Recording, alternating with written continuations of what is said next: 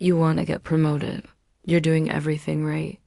You're crushing it at work, but still you're not getting promoted. Why? Because promotions are not just about competence. Promotions are also about politics. And let's be honest here, sometimes even luck. In this video, we will talk about 4 things that can stop you from getting promoted. If you're new here, welcome. I am an advocate and an award-winning journalist. I help you speak up and speak out. So let's get into it.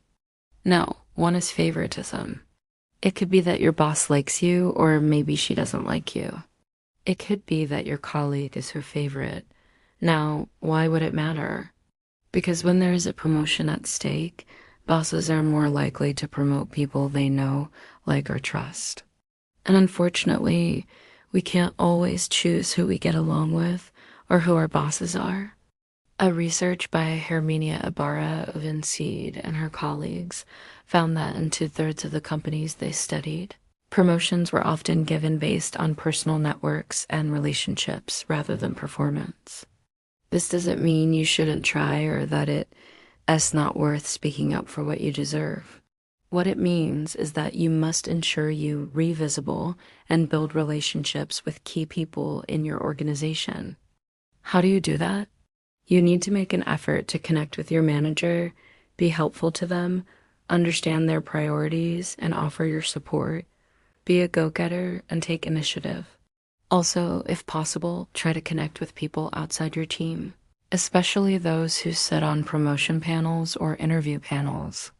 The best way to stay connected is through regular informal check-ins. So set calendar invites with your manager or other leaders you admire and ask questions or discuss industry trends. It may feel a bit fake, but it does pay off. No.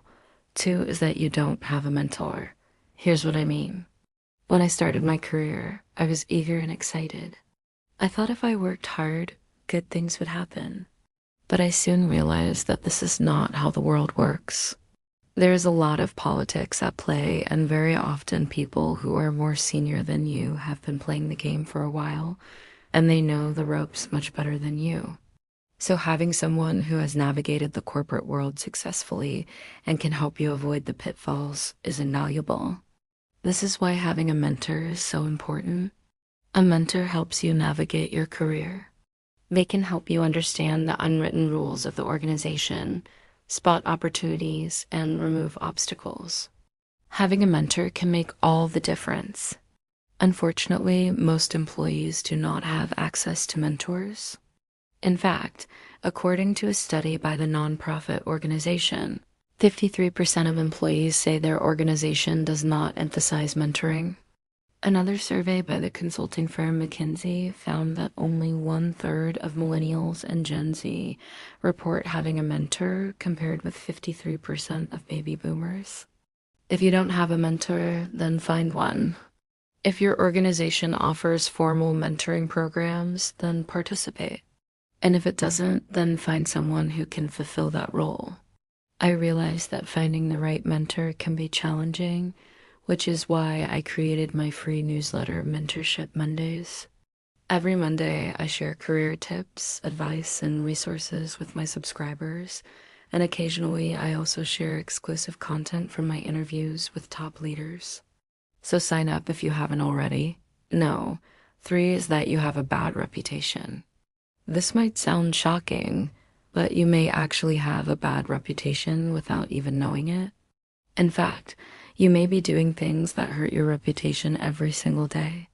For example, did you know that gossiping about others or speaking negatively about your workplace can actually harm your reputation?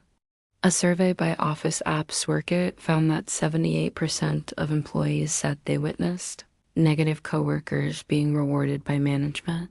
We have all seen these types of employees, have we not? Those who complain all the time, speak ill of others, or never take responsibility for their mistakes. Instead, they blame others or circumstances beyond their control. These behaviors reflect badly on you, even if what you're saying is true. Your attitude towards your work and your colleagues speaks volumes about you. Are you flexible or rigid? Are you optimistic or pessimistic? Are you cooperative or confrontational? All of this is carefully noted by your colleagues and managers. And if what they see and experience with you is negativity, then that's how they will perceive you. And if there is a promotion on the line, they will think twice before putting you forward. So be mindful of your attitude and behavior. Is it helping or hurting your career? And finally, number 4 is that you don't have a personal brand. Here's the thing. In the past, you could easily hide your face at work and still get ahead. You could just do your work and hope that someone would notice your contributions and reward you. In today's world, that no longer works. Today's organizations are dynamic and fast-paced. They embrace change and encourage employees to grow and take risks. And because competition is fierce, companies are keen to hire employees who can bring in new ideas and help them stay ahead. And how do you do that? By showcasing your expertise. How do you showcase your expertise? By building a personal brand. A personal brand is simply how you present yourself to the world. It's what you're known for, and it's what sets you apart from others. In the context of your organization, it's how you establish credibility and recognition for the work you do. Do you have a personal brand? You should, and you need to start building one. One way to do that is by sharing your knowledge. This could be in the form of presentations, workshops, or articles. It could also be in the form of social media posts or podcasts. By sharing your knowledge, you position yourself as an expert and people will start recognizing you. And this will help you stay on top of mind when there is a promotion at stake. So share what you know. Even if you don't feel like an expert yet, you are. Trust me, you know more than you think you do. I used to feel the same way, but once I started sharing my knowledge, I got invited to speak at conferences, I did media interviews, I even authored a book. Sharing your knowledge will unlock opportunities that you cannot imagine right now. So those are 4 reasons why you might not be getting promoted. Favoritism, lack of mentorship, bad reputation, and lack of personal brand. Now I have some homework for you. Go through each of these points and assess where you stand. Take notes and be honest with yourself. Once you've done that, ask yourself, what can I control? Focus your energy there. Remember, promotions are not just about luck, competence, or politics. They're also about perception. And perception can be changed.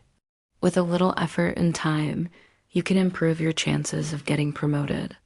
Good luck, and remember, you can do it. Thank you so much for watching.